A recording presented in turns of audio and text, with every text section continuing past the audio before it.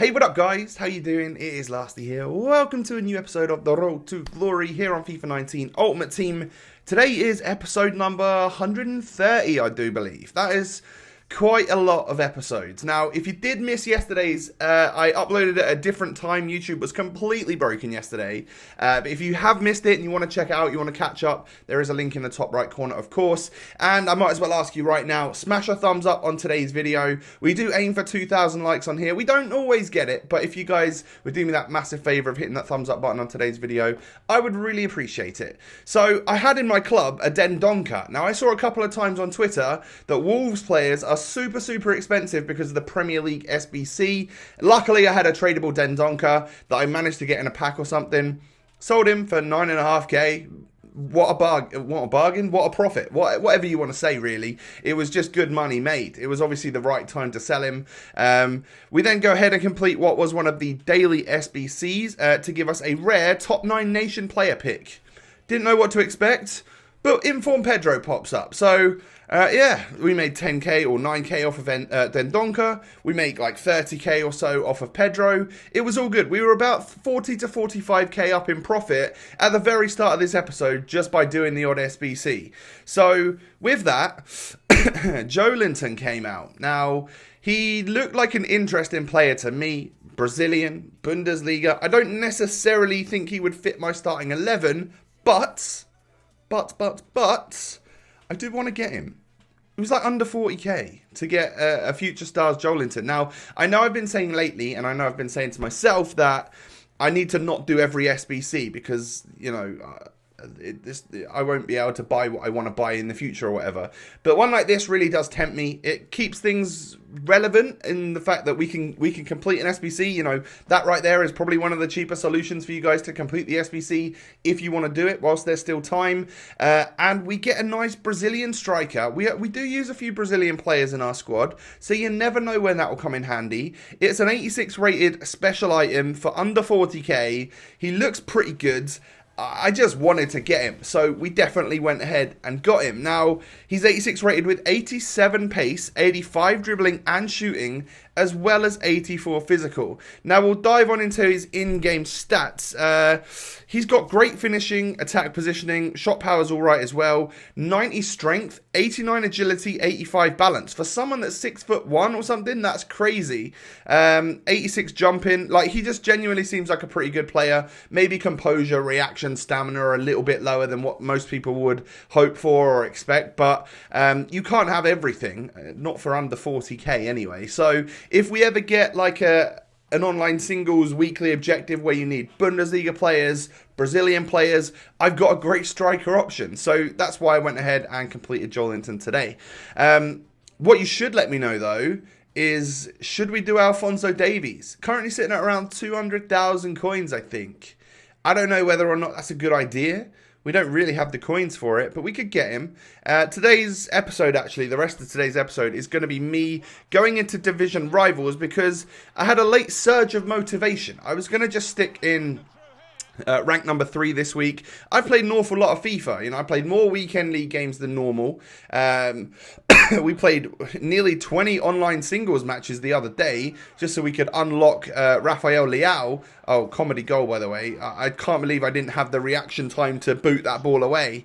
And he ends up scoring on me and then literally hitting me with a misery compiler, as Spencer Owen would say, by hitting the goal in literally a couple of moments after he scored his first one. But yeah, we've played a lot of FIFA. We've played like 50 matches this week, I would say, which is a lot for me.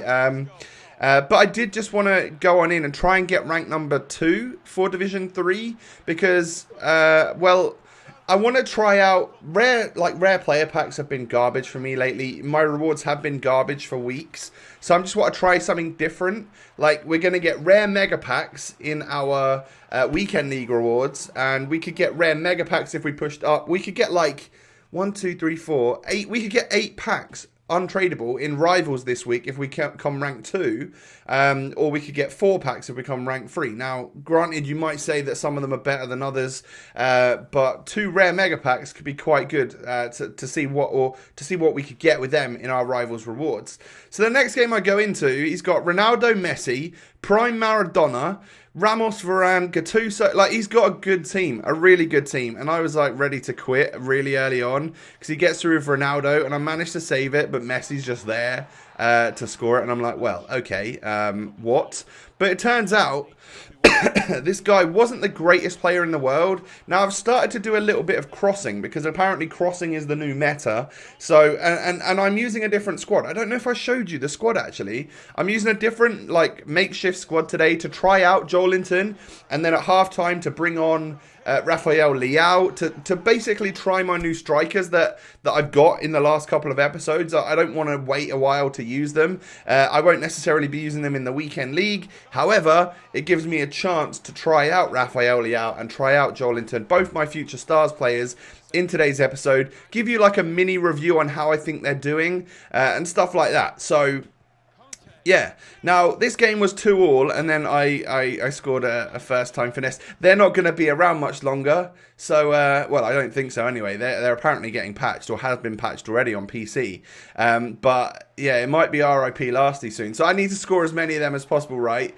Just to see them out along their way as they exit the game. Apparently there's going to be a huge amount more error in those shots, which I'm all for. I've been saying it for ages. Now, I know I use and abuse that mechanic, but hopefully it will force me to try and do something different, right? So, yeah, we'll see what happens. I might become the worst FIFA player ever. I'm not great as it is, but, yeah, I kind of figured out this mechanic more than some other people. So who knows what'll happen when the old meta finishes, and it seems to be that people have already found a new one in this crossing and stuff, and I feel like Zlatan is going to be used an awful lot more, whether it be from starting 11s or coming on as a substitute, because he wins literally every aerial battle. Now, with that and the new meta being crossing, it seems as though that's smart that you would use Zlatan, as he's going to win a lot of headers and stuff. So I hope you did him. I hope you got the SBC, because he's very, very good in the air. And of course, super agile and can score bicycle kicks like that against you out of nowhere, really. Yeah, I struggle against him. I absolutely love using him. He did bring a whole heap of fun back into the game for me. 5-star skill, 6'5" player. He's absolute god. Absolutely love the guy. And Neymar and Mbappe. Those are my other two favourite players on this game. I would say that those are my top three. Zlatan, Neymar and Mbappe for sure. They've genuinely been outstanding and so much fun. They are the most fun players on the game for me. Let me know, actually. You can leave a comment down below and let me know who your favourite 3 players are that you've used on FIFA 19. I would really like to know. I'd like to see who you're enjoying on this game. So I'm 1-0 down at half time in this one, and the guy had a couple of decent reds. That's what I'm praying that we get tomorrow is, well, you know, today as you're watching this, but that episode will be out tomorrow. I'll do my rivals and weekend league rewards all in one video for you guys tomorrow. I'm just hoping that we finally get a decent red. Like, we had an alright one last week in Draxler, and I think a fairly good one, to be fair. But I've never had one of those super crazy OP ones. We've got Cavani, Modric, and, well, the one I want the most, Mbappe. If we could get Mbappe in red, striker, that would definitely change my team. And I think I would absolutely love that. Oh, my God, I'd love a red Mbappe.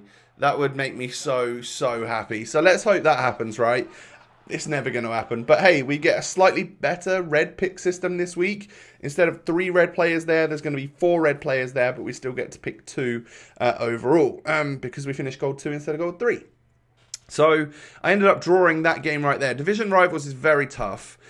Sometimes I have found recently that you'll come up against a couple of people which it feels like you can beat them in the first half and then they really turn on the sweat in the second half. Now that is just the case. This guy, I would say, is an SBC fanatic. So he's got kind of an average Prem team, but then a random Totti Kante and stuff like I don't know, and a lot of Footmas cards and stuff. So I figured maybe pack that Kante in a Premier League premium upgrade pack. If so, super jealous because yeah, that's what I wanted to do all week. I scored with Joelinton, a nice low-driven shot. Again, trying my best to maybe think about learning a couple of the other shot techniques if they're going to be what's powerful going forwards. We can hope so anyway. And then take a look at that sloppy defending from myself / Van Dijk.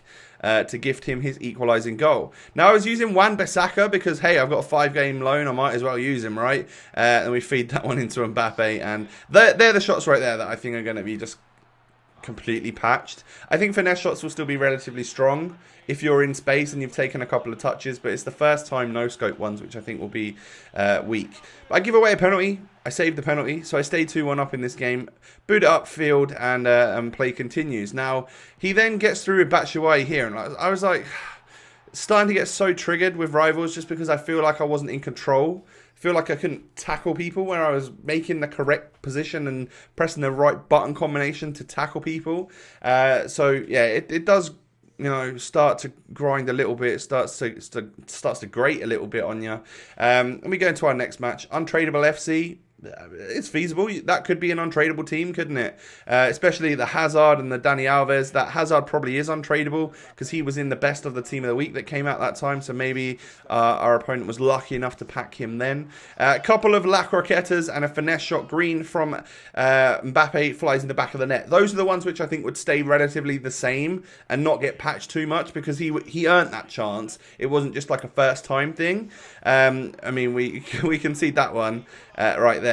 You could argue that sort of one might stay in the game as well. And then he gets through. I stupidly give the ball away in that situation. This was the guy, wasn't it? That what I was saying a minute ago about some people being all right in the first half, but I could score a goal, and then just turning up the sweat in the second half, turning up the style, you could say, because this guy just utterly beat me in the second half. I don't know whether he gave the controller to his older brother or something. I don't know, but I just got done completely. 4-1 in the second half. Yeah, sometimes you win some, you lose some, and right there we certainly lost some. And with that, we actually got relegated, like legit. Not trying to get relegated, but we got pushed down to Division 4. So next week's rewards will actually be our Division 4 ones.